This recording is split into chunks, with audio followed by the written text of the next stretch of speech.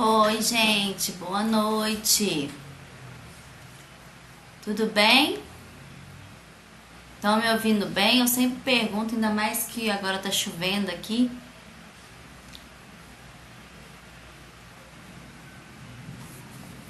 Tudo bom? Boa noite. Dá um minutinho para ver quem mais vai entrar.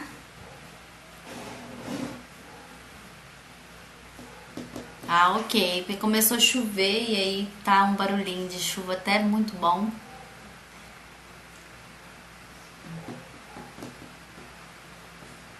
Ai, que bom. Hoje a gente vai continuar o nosso estudo, tá? A gente vai falar um pouquinho do universo e vai começar a falar também dos espíritos, né? Vai ser muito legal.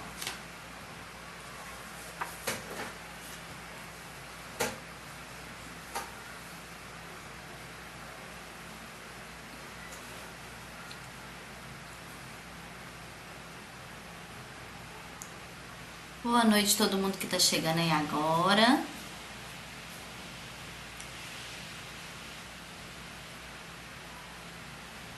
Bom, gente, eu vou fazer a prece pra gente iniciar, pra gente sintonizar, né, com os nossos mentores espirituais, para que a gente possa pedir compreensão do que foi estudado, né, para todo mundo entrar na sintonia, tá bom?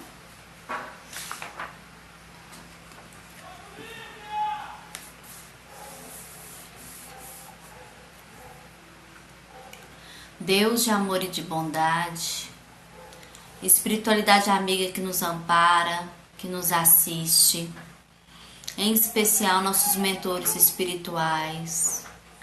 Nós agradecemos por mais um momento de estudo, pela oportunidade do conhecimento, para que possamos fazer o bom uso no nosso dia a dia,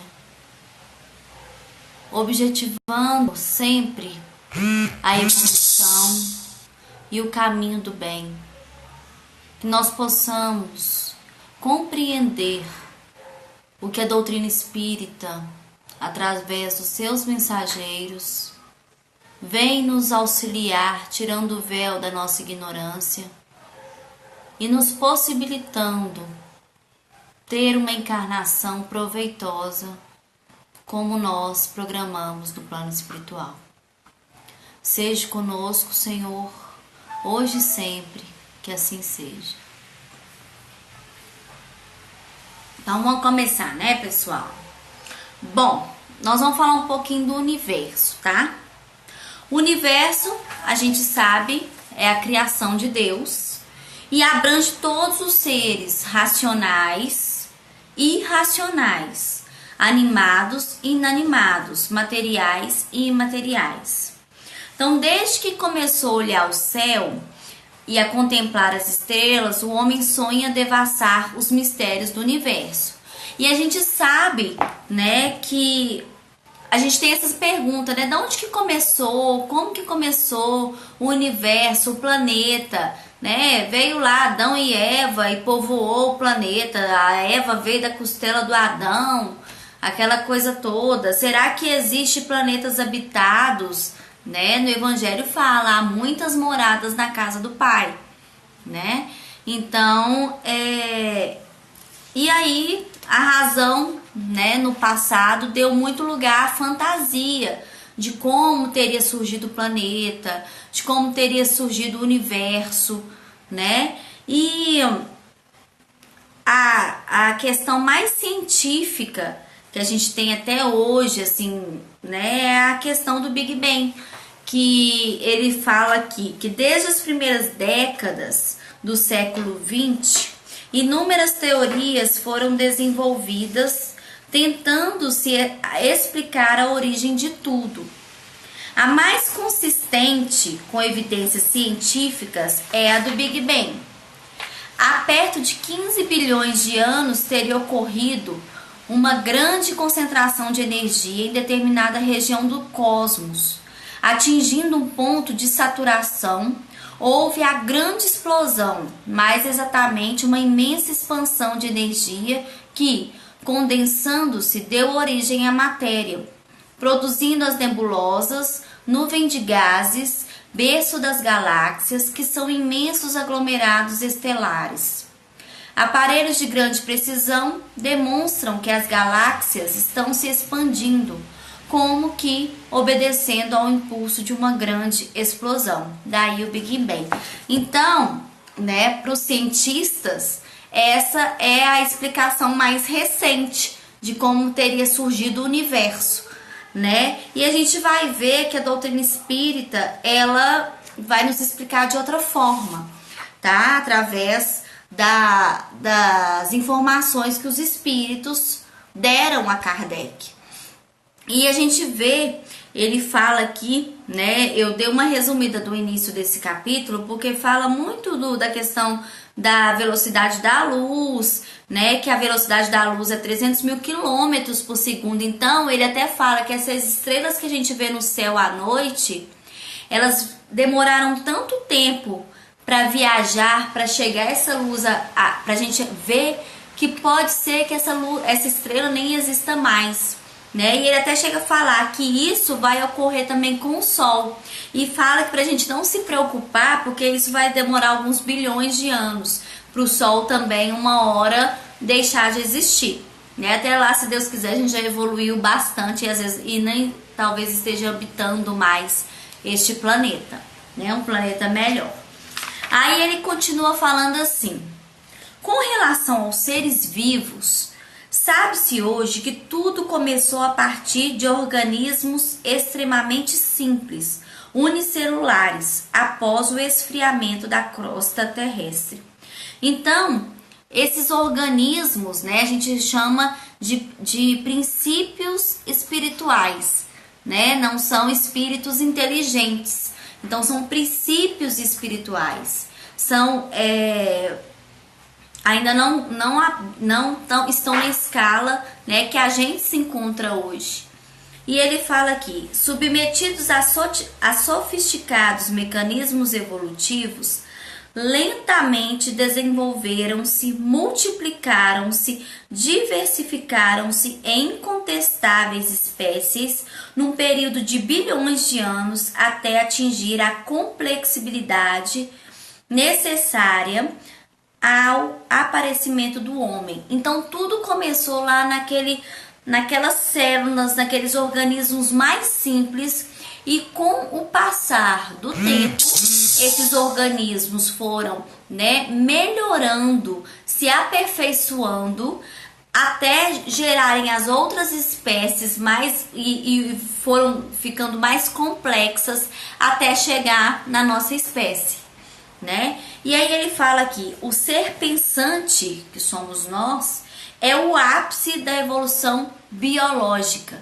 Então, quando eu perguntei uma vez assim, vocês acreditam que a gente estagiou, né, como espíritos em várias escalas evolutivas, né, em vários reinos, mineral, né, vegetal, animal? Sim, tá? A gente estagiou por aí, tá bom? Aí ele fala aqui: quando essa teoria foi lançada por Darwin, biólogo inglês, em 1859 na Inglaterra, causou furor. Houve reações violentas das religiões, de um modo geral, contra aquele inglês alucinado e atrevido que pretendia destruir a Bíblia, situando o ser humano como um mero parente dos macacos. Mas assim como aconteceu em relação aos avanços da cosmologia, a ciência inexorável acabou confirmando que Darwin estava certo. Hoje, em qualquer curso secundário, a teoria da evolução é apresentada como a lei natural, demonstrada e comprovada. E mais, há provas científicas de que o homem surgiu na Terra há pelo menos 1 milhão de anos, bem antes do que sugere a Bíblia. Então, quando ele falou que a gente vinha de um processo evolutivo, né, de mudanças, isso causou uma polêmica, né? Porque aí caía por terra toda aquela questão, né, do homem ter vindo né, da época de Adão, de Eva, do paraíso, aquela coisa toda, né? E uma onde eu vou contar para vocês o que significa na Bíblia, pra gente fazer como é que fala? Um raciocínio todo sobre o que seria esse paraíso, o que seria essa questão de Adão, de Eva. Então Adão vem da raça adâmica, né? Vem do pessoal lá que foi exilado de Capela, que foi expulso do paraíso, né? E vieram parar aqui. Então, mas isso aí é cenas para outro tipo de estudo, tá? E aí então a gente vê, né, que a evolução nossa então se dá a partir da evolução desses princípios espirituais e que o ápice dessa evolução biológica é a raça humana, tá? E aí ele continua assim: o grande temor do pensamento religioso conservador é de que os avanços científicos acabem por eliminar a ideia de Deus, impondo uma concepção materialista. O Espiritismo nos ensina que não devemos temer a ciência, né? Não obstante seus desvios, ela é a inspiração divina. Embora separadas no estágio atual, ciência e religião caminham em linhas paralelas, que fatalmente se encontrarão quando os religiosos forem mais racionais e os cientistas menos pretensiosos. Então a gente sabe, né, que o progresso, a moral, né, e a questão do progresso intelectual, eles não caminham juntos ainda, né? A gente vê por aí, a gente cria tantas coisas, a gente tem inteligência para tantas coisas, mas às vezes a gente faz mau uso dessa inteligência. Por quê? Porque a nossa moral ainda, como espíritos imperfeitos, não consegue associar uma tecnologia, vamos dizer assim, à questão moral, tá? Então, ele fala aqui que a gente também não deve temer as coisas que vêm no mundo, né? As máquinas, as informações, é que nem a gente tem a internet, né? Hoje a gente tem acesso, a gente consegue conversar com a pessoa do outro lado do mundo, a gente tem acesso rápido a tudo que a gente procura, né? No tio Google a gente consegue informação, mas a gente vê aí que muitos utilizam dessa má informação, dessa tecnologia para o mal, né? E o que não é de se estranhar, porque a gente está ainda, né, estagiando num planeta de provas e expiações, né? E ele fala aqui: e há perguntas que a ciência jamais conseguirá responder, enquanto não aceitar a existência de um Criador. Então, enquanto o pessoal da ciência, né, que são muito da razão do eu preciso de ver para crer, né, continuar nessa linha de raciocínio, eles vão mandar 1 milhão de sondas para Marte e nunca vão encontrar ninguém lá, né, porque eles não acreditam eles não aceitam, né, durante as suas pesquisas e tudo, a existência de um Criador, de que Deus criou, né, o universo, as coisas, e o que faria Deus, né, sem motivo para poder criar só o planeta Terra, só até a gente aqui, né? Então vamos lá. Admita-se que o universo começou a partir de uma grande concentração de energia que deu origem ao Big Bang. E daí? Quem produziu essa energia? Né? Eles não param para pensar. Se eles acham que o planeta se deu através dessa explosão, né, que eles deram o nome de Big Bang, quem que produziu essas energias? Né? Quem instituiu as leis que regem a matéria? A matéria normalmente entrópica, ou entrópica quer dizer um grau de desordem, tende à desordem, organiza-se favorecendo o aparecimento da vida, que se desenvolve até produzir um ser capaz de exercitar a razão. Quem a programou para isso? na criação da matéria, na sustentação das leis naturais e na perfectibilidade dos seres vivos, forçosamente há um idealizador, um planejador e executor. Então, o cientista irracionalmente fantasiará que isso foi obra do acaso, e os religiosos, inteligentemente, equacionará, foi Deus, né? Então vai ficar sempre esse bater de frente, né? Entre criação de Deus e entre a racionalidade, né? A irracionalidade dos cientistas. E ele coloca aqui, fala um pouco sobre a existência de Deus. Pessoas há que, olhando as misérias humanas, as injustiças sociais, a confusão do mundo, questionam: se Deus existisse, justo e sábio como o exaltam, nada disso deveria acontecer. É que na terra enxergamos precariamente. Observamos detalhes do programa divino sem uma visão abrangente e objetiva. Então, ele está falando aqui que a gente, né, questiona muito sobre as misérias, as injustiças sociais, né, as confusões todas que se apresentam no mundo de hoje, e a gente fica sempre questionando, né, a existência de Deus, que se Deus existisse, né, que essas coisas não aconteceriam, porque ele é justo e bom, mas ninguém tem o olhar, né,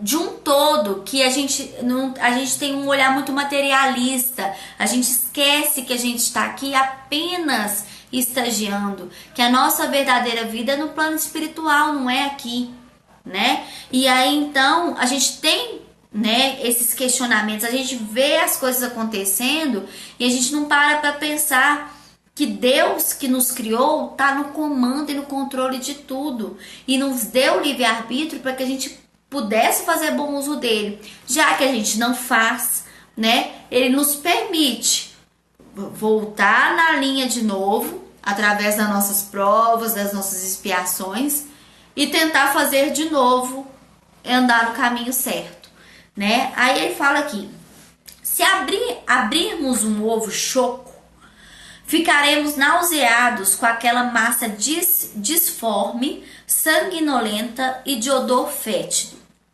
Se esperarmos, porém, alguns dias e deixarmos a natureza seguir seu curso, veremos um dos fenômenos mais belos da vida.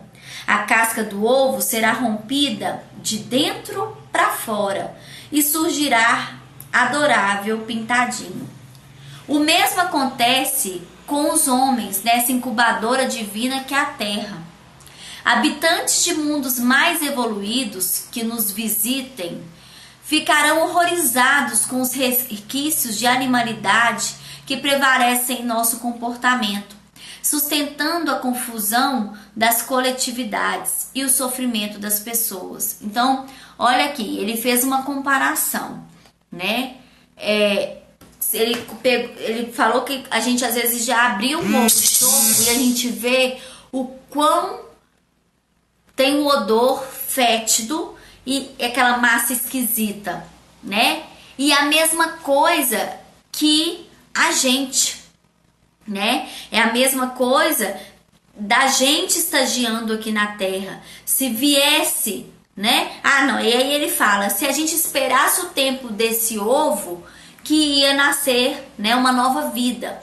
Mas é a mesma coisa se viessem uns visitantes de planetas mais evoluídos que o nosso, é a mesma impressão que eles têm, né? De habitantes aqui com resquícios ainda de animalidade, né? Com atitudes e comportamentos que sustentam essa confusão toda, essa energia toda que o nosso planeta possui, né? Então é a mesma coisa. Alguém perguntou aqui, Kátia, é sobre o que? Kátia, a gente está prosseguindo o nosso estudo do básico da doutrina espírita. Eu comecei aqui a gente falando um pouco sobre a criação do universo, tá? E a gente vai indo aqui até o tempo se dar, tá bom? Aí ele continua aqui. Todavia, trata-se de mera contingência. Criados para a angelitude, estamos em gestação às voltas com os complexos mecanismos de nossa evolução. Então, Deus criou todos nós para que sejamos anjos, para que a gente possa atingir a angelitude, a escala de espíritos puros. Mas nós estamos aqui em gestação, né? Nós estamos aqui formando esse caráter, formando essa moral para evoluirmos, para chegar no patamar que Deus, né, espera de nós, mas não vai ser numa encarnação só. Não fique pensando que ninguém vai virar anjo de uma encarnação para outra, né? E aí, o que acontece? A gente fica então às voltas com os complexos da nossa inferioridade, né? Da nossa vida aqui na Terra. E ele fala, um dia, daqui a milhares de anos, olha só, daqui a milhares de anos, quando a humanidade houver completado sua formação espiritual, superando a animalidade, nasceremos finalmente cumprindo gloriosa destinação rumo à angelitude. Ou seja, a gente não vai estar ainda na angelitude. Então ele fala aqui que daqui milhares de anos, quando a gente então cair em si, que a humanidade progredir, né? Aí sim, a gente superar essa animalidade que a gente ainda traz dentro de nós, como espíritos imperfeitos, nós vamos nascer, né, para a gloriosa destinação que Deus espera de nós, que é a angelitude, tá?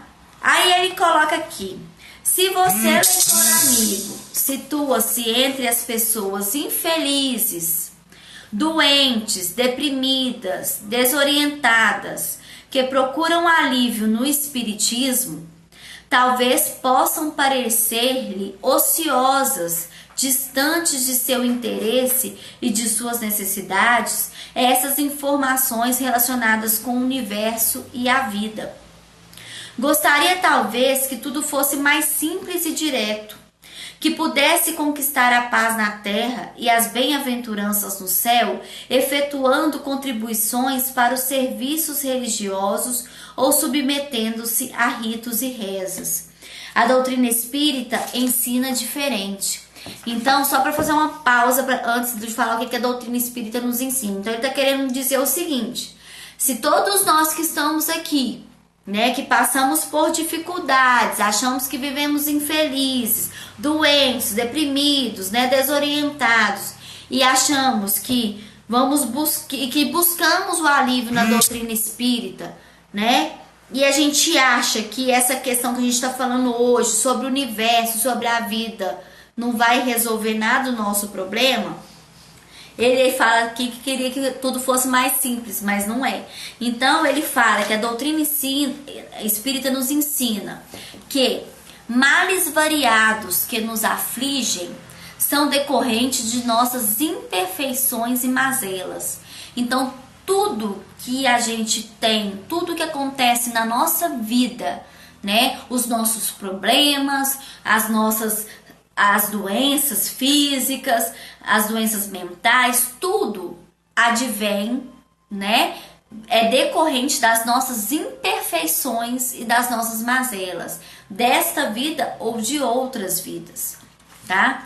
Por isso, para superá-los, é preciso alargar os horizontes de nosso entendimento, definindo por que estamos usando um escafandro, que é uma vestimenta de carne, mergulhados na matéria densa.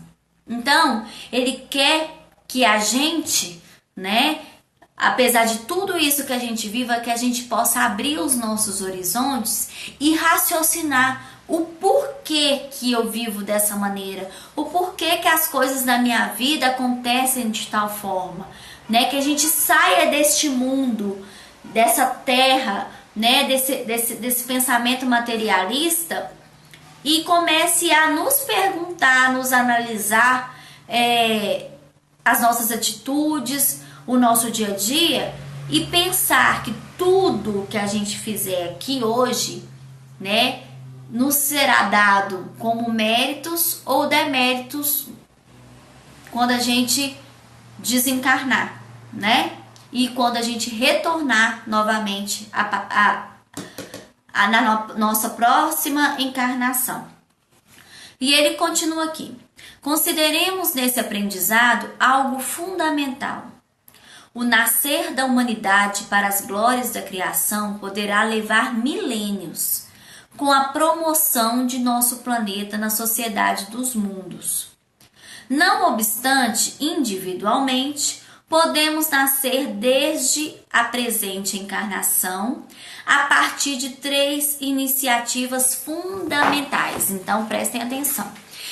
Ele fala que o nosso planeta pode ainda demorar, né, a humanidade como um todo, milhões, né, milênios para poder progredir, né, para poder ganhar uma promoção, melhorar o nosso patamar evolutivo, mas que individualmente essa mudança, né, essa mudança na escala individual pode ser mais rápida e que isso tudo depende de nós, de cada um de nós. Pode ser que no montante, no planeta, tudo seja mais lento, né, mais demorado, mas individualmente nós podemos então galgar degraus mais rápido do que num conjunto.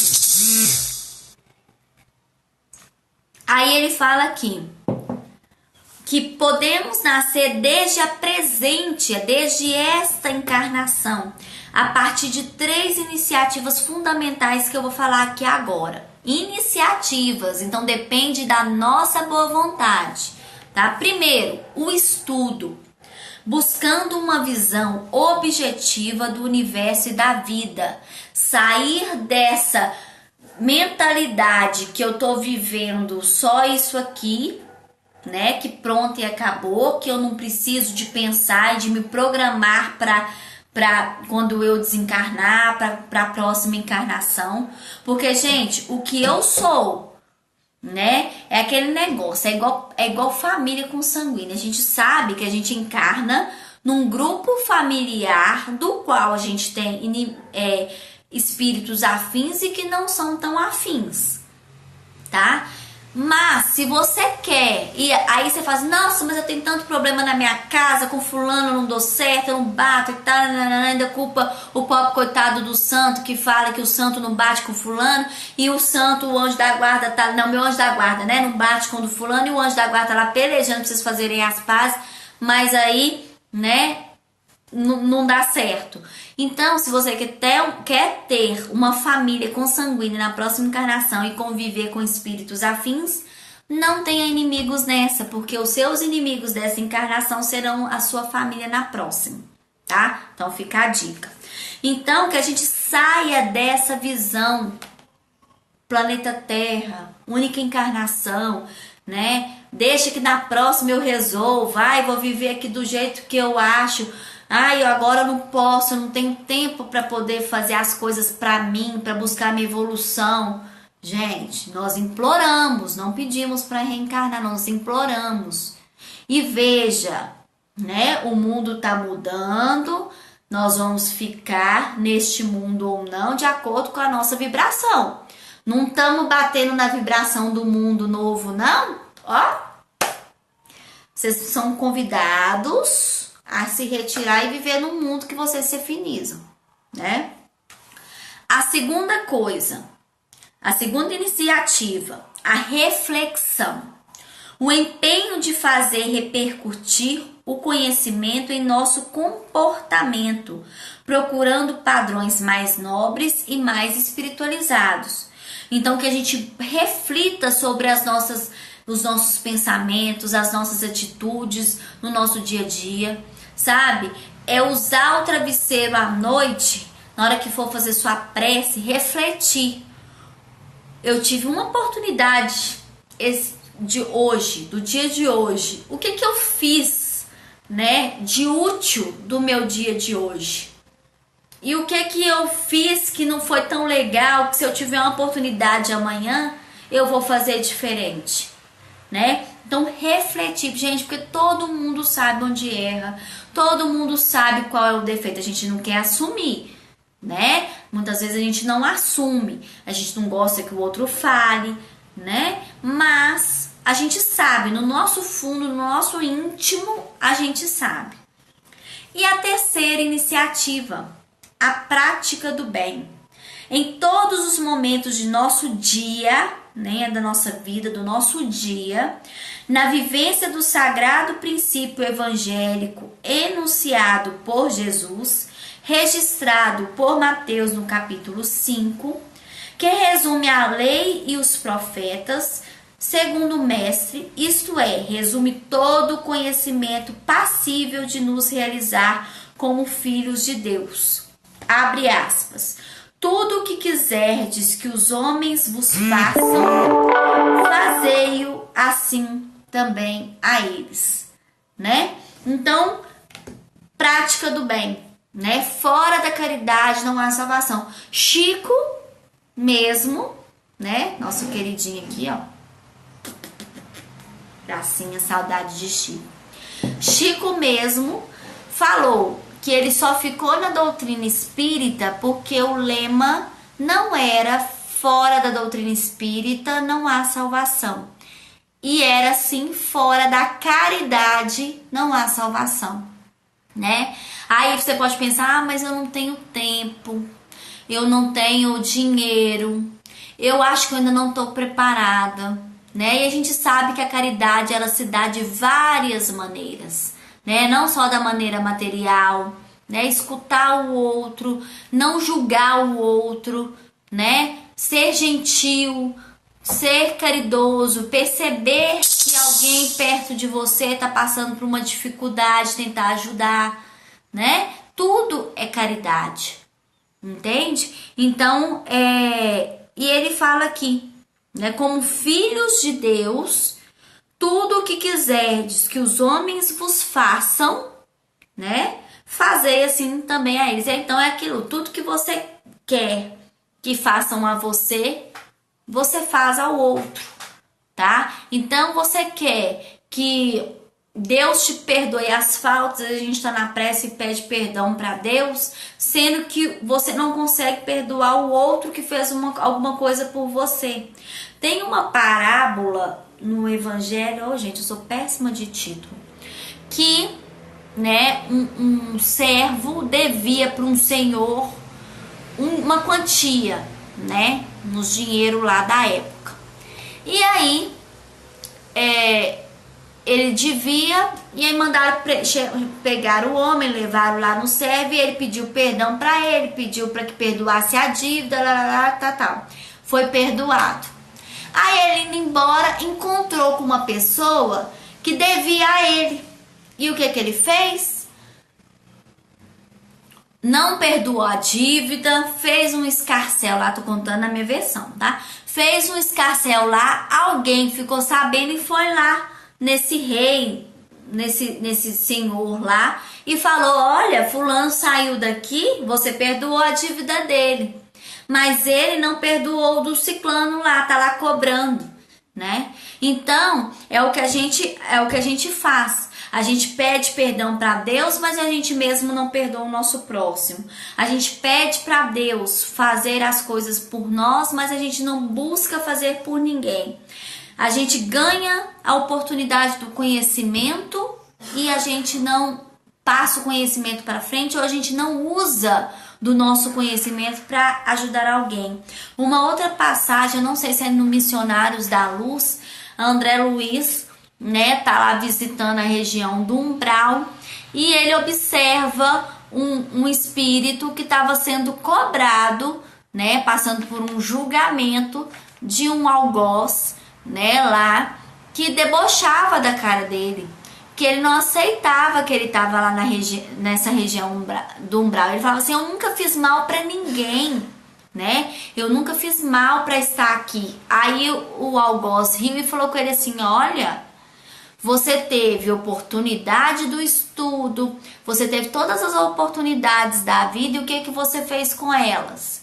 Nada, né? Você não utilizou das oportunidades da saúde, do conhecimento, de tudo, né? Porque não basta não fazer o mal, gente, né? Eu não faço mal para ninguém, mas eu também não faz o bem. Que aproveite você tá tirando dessa encarnação, né? Então, não adianta, entendeu? E aí, então, com essas 3 iniciativas, estudo, reflexão e prática no bem, a gente consegue sim reduzir o tempo, né? Reduzir o tempo não, aproveitar a nossa encarnação para ter méritos, para evoluir, né, como espíritos de forma individual. A gente sabe que tem todo um coletivo também, mas individualmente a gente consegue, né, fazer tudo isso para ter méritos no porvir. Então, antes de passar aqui para a parte dos espíritos, né, da animalidade para a angelitude, deixa eu só ver se alguém falou alguma coisa desse primeiro capítulo. Tento cada dia ser um pouquinho melhor do que ontem. É isso, né? Ser espírita é se esforçar para domar as nossas más inclinações, que a gente sabe quais são, né? É isso mesmo. Perdoamos à medida que somos perdoados. Precisamos ter misericórdia com o próximo, porque em muitos momentos necessitamos e vamos necessitar em muitos momentos da misericórdia de Deus. Sim, a gente não pode cobrar e querer as coisas que a gente não faz, que a gente não pratica, né? A gente só querer vir a nós não vai funcionar, né? Então, eu vou continuar aqui, tá? A gente vai falar agora, a gente vai entrar no capítulo 3. Ô, gente, eu só abrir a janela aqui, que eu tô agora, parou a chuva, eu tô num calor, peraí. Só pra ventilar aqui. Então, no capítulo 3, ele vem falando da animalidade à angelitude, tá? E ele começa assim: os espíritos são seres inteligentes da criação. Então, a gente já viu que a gente tem os princípios espirituais, né, que foram evoluindo até chegar a espíritos, né, inteligentes. Constituem o mundo dos espíritos, que preexiste e sobrevive a tudo. Os espíritos são criados simples e ignorantes, ou seja, todos com a mesma oportunidade, né? Todos com a mesma oportunidade. Evoluem intelectual e moralmente, passando de uma ordem inferior para outra mais elevada, até a perfeição. Então gozam de inalterável felicidade, né? Porque aqui a gente não tem a felicidade verdadeira. A gente pode ter prazeres das coisas da vida, mas a verdadeira felicidade não é desse mundo, né? A verdadeira felicidade não é desse mundo. Então a gente vai começar aqui, entendeu? É uma introdução, ele já falou que os espíritos vão estagiando até chegar numa escala superior, né? O mundo dos espíritos sobrevive a tudo, porque somos espíritos imortais, né? E que esses espíritos, nós espíritos, fomos criados puros e ignorantes, ou seja, todos nós tivemos as mesmas oportunidades, tá? Que nos foi dado. Inicia às 10 horas, tá bom? Quem perguntou foi a Carla. Aí ele começa aqui. As pessoas que têm animais domésticos surpreendem-se com seu comportamento. A gente acha que falta falar, né? Quem tem cachorro aí acha que se deixar mais um tiqueiro, conversa com a gente. Em algumas iniciativas, parecem dotados de discernimento, particularmente o cão, o que melhor se relacionam com o homem. São incontestáveis as histórias sobre a sua vivacidade. No entanto, as religiões tradicionais situam os irracionais por simples máquinas comandadas por programações biológicas, os instintos. Não seriam, portanto, imortais. Em círculos religiosos, obscurantistas, que são privados da luz, ignorantes, vamos dizer assim, na Idade Média, acreditava-se que as crianças com sérias limitações mentais não possuíam alma. A gente pensa, tudo é evolução mesmo, a gente não pode nem julgar, né? Na Idade Média, as pessoas achavam que os espíritos reencarnantes com deficiência mental eram espíritos que não tinham alma. Pensa numa loucura dessa, né? Mas aí vamos seguir aqui. Daí se aproximarem do comportamento instintivo dos irracionais, ou seja, eles comparavam ele então aos cachorros, né, aos animais irracionais.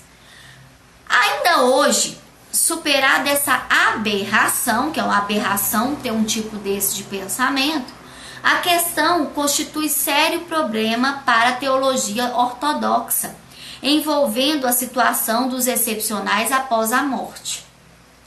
Não podem ir para um suposto inferno sem condições para exercitar o livre-arbítrio e não assumem responsabilidade por suas ações. Pela mesma razão, porém, também não fazem por merecer o céu. Por outro lado, há as crianças que morrem ao nascer.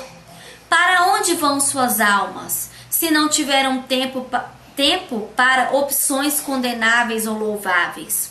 Então, gente, tudo é um raciocínio. Eu vou parar aqui só para te raciocinar o que estava antes. Então, antigamente, se achavam que os especiais, né, excepcionais, eles não tinham alma. E isso criou-se um problema, né? Porque para a igreja, para onde que esses espíritos? Eles não tinham na cabeça deles, né? Como espiar lá no inferno, porque eles não tinham responsabilidade sobre seus atos, porque eles achavam que agiam por instinto. E também não faziam por merecer o céu. Então, onde que enfiar? Para onde ia a alma dessas pessoas, né? Aí ele continua falando aqui, então, a mesma coisa por outro lado, quando ele fala que há crianças que morrem ao nascer, né?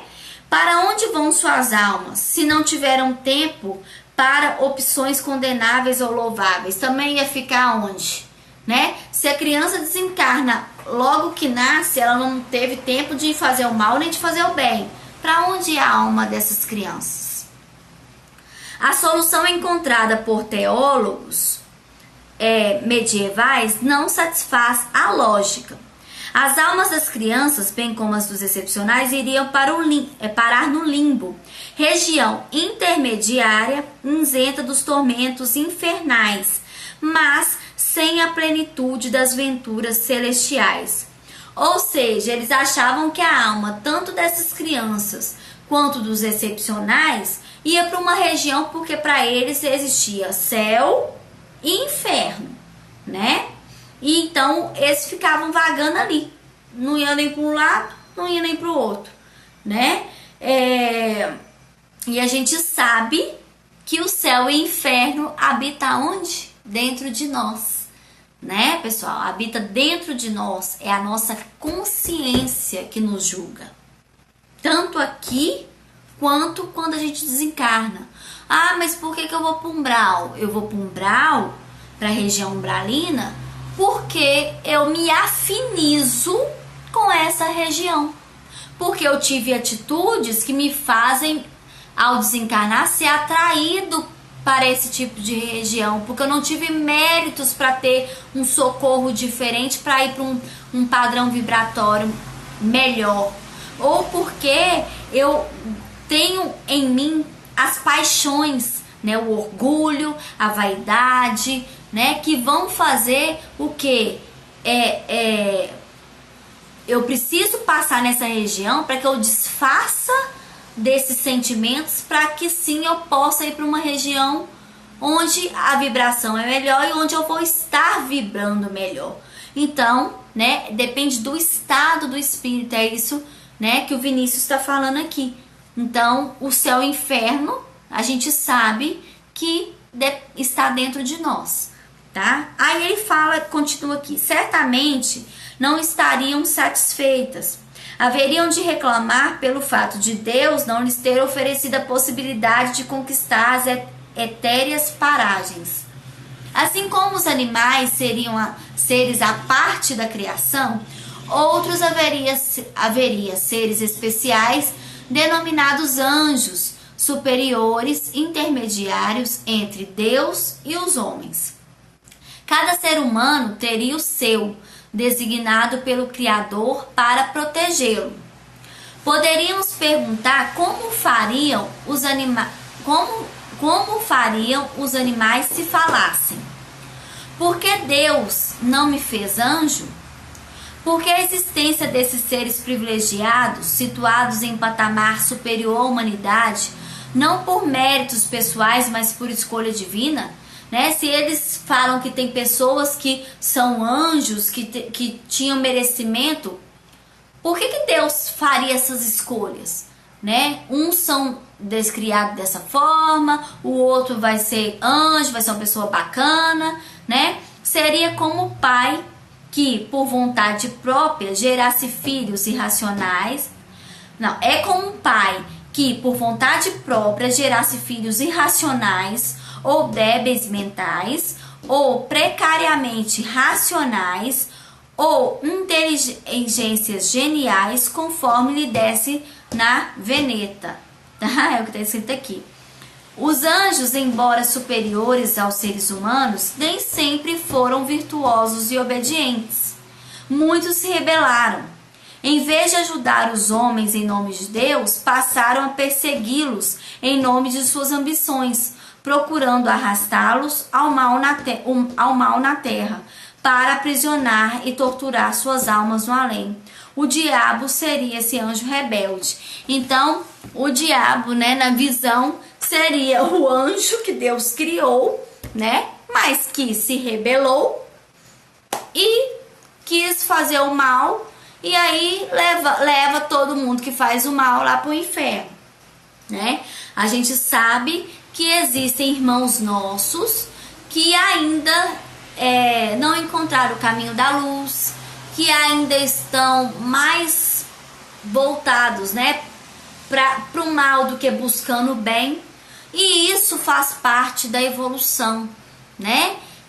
Se eles continuarem persistindo no mal, com certeza vão expiar as suas faltas em mundos, né, que se afinizam. Mas mesmo assim, esses, vamos supor, né, os exilados lá de Capela, né, da constelação lá do Cocheiro, que vieram, né, que foram expulsos, né, vamos dizer assim, reconvidados a se retirar do planeta que eles vieram, porque lá já estava saindo de um planeta de provas e expiações para um planeta de regeneração, vieram para a Terra, que estava saindo de um planeta primitivo para de provas e expiações. Mas eles não trouxeram só com eles, né, a questão do mal que cada um tinha, por isso não puderam ficar lá. Eles também ajudaram no progresso, porque o mundo lá já era de provas e expiações, então estava mais evoluído do que a Terra, e quando chegaram aqui, ajudaram, tiveram a oportunidade de ajudar no progresso. Muitos desses espíritos retornaram para a capela né? Porque conseguiram aqui méritos, né? Melhoraram individualmente, mas muitos outros ainda continuam nessa expiação aqui neste planeta, tá? Então a gente tem que ver que todos nós encarnados, né, aqui neste planeta, estamos buscando evolução, somos ainda espíritos imperfeitos, tá? E cada um dá aquilo que tem de melhor, né?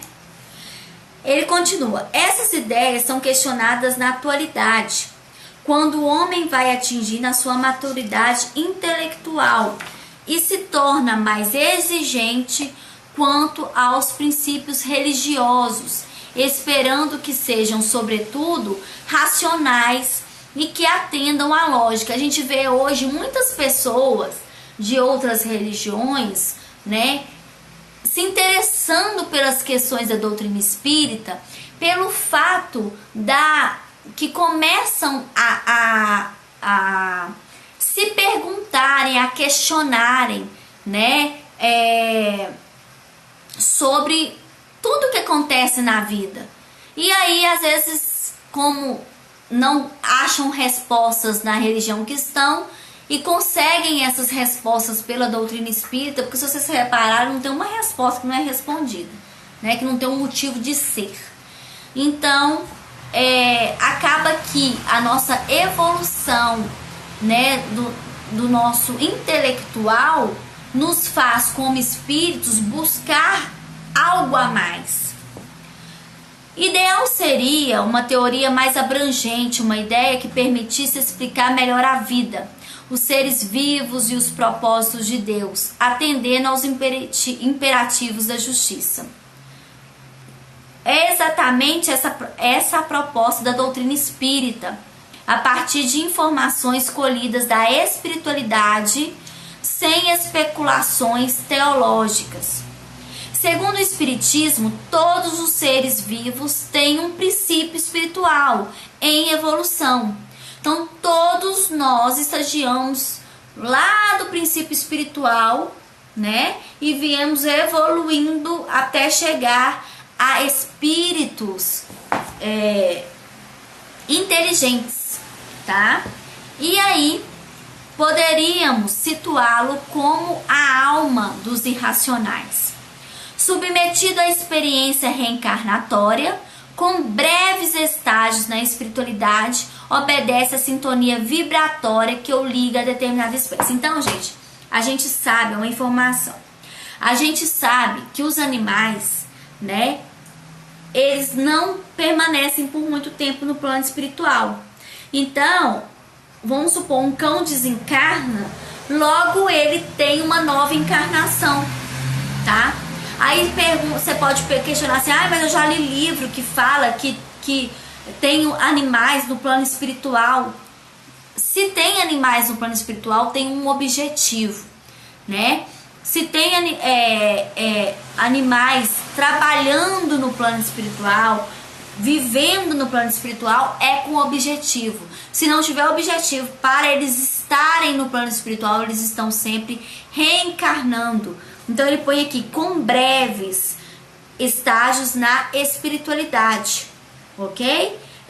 Tem uma história muito engraçadinha, né? De Chico, ele tinha uma cadelinha que ele gostava muito dela. Não sei se o nome dela era Boneca. Ele gostava muito dela, ela desencarnou.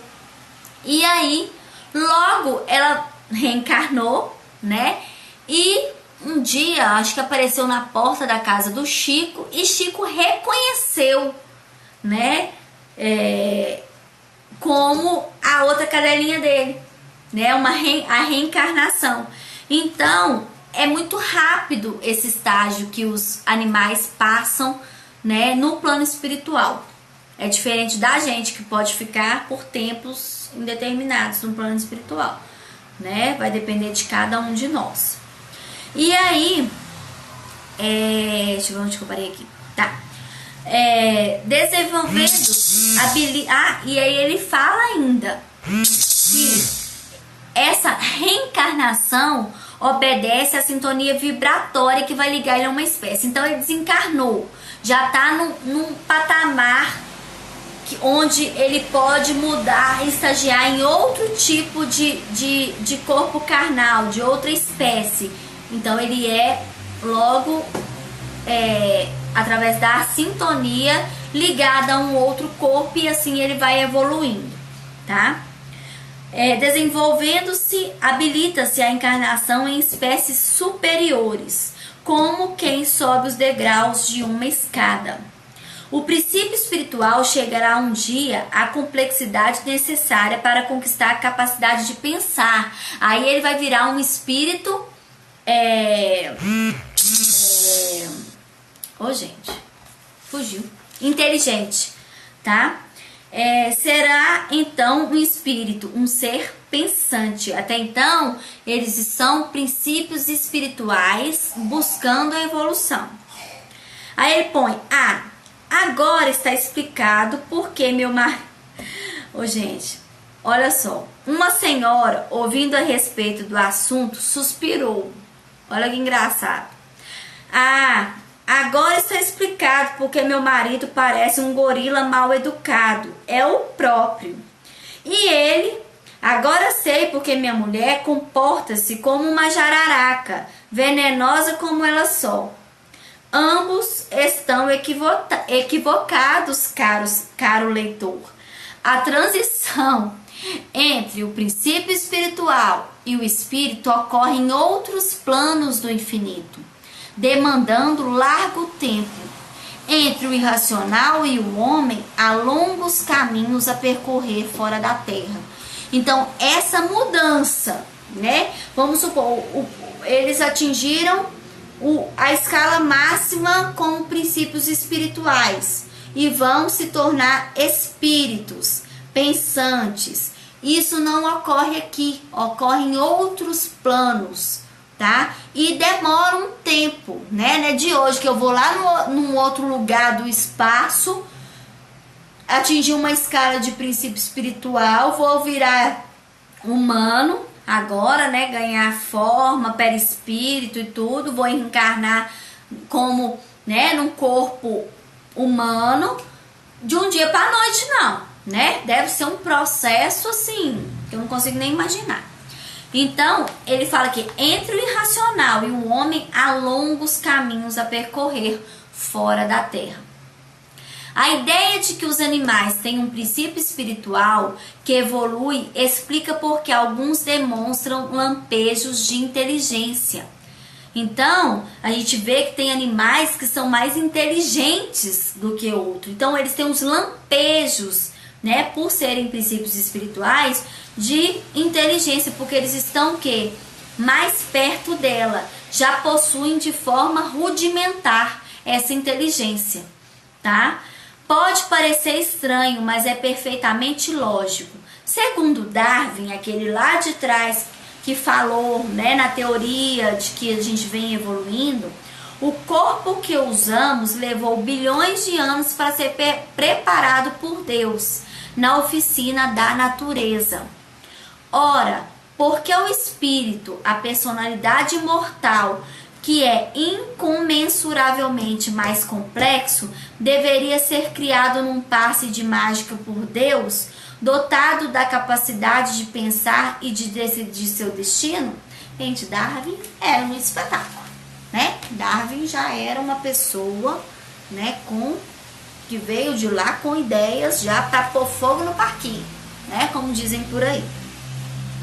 Aí ele fala aqui: como não fomos criados todos ao mesmo tempo, porque Deus não para de criar nunca. Já que Deus o faz incessantemente, é natural que encontremos espíritos encarnados e desencarnados menos evoluídos, mais evoluídos, ou no estágio de evolução em que nos encontramos. Gente, falta 25 segundos para eles me expulsarem aqui, mas eu vou voltar só pra gente terminar, tá quase acabando o capítulo 3, só pra gente fechar, tá bom? Então, vocês, quem tiver disponível aí, não vai demorar muito não, já tá no restinho, tá bom? Vocês voltam. E eu vou deixar salvo essa primeira parte, tá? 3, 2, 1.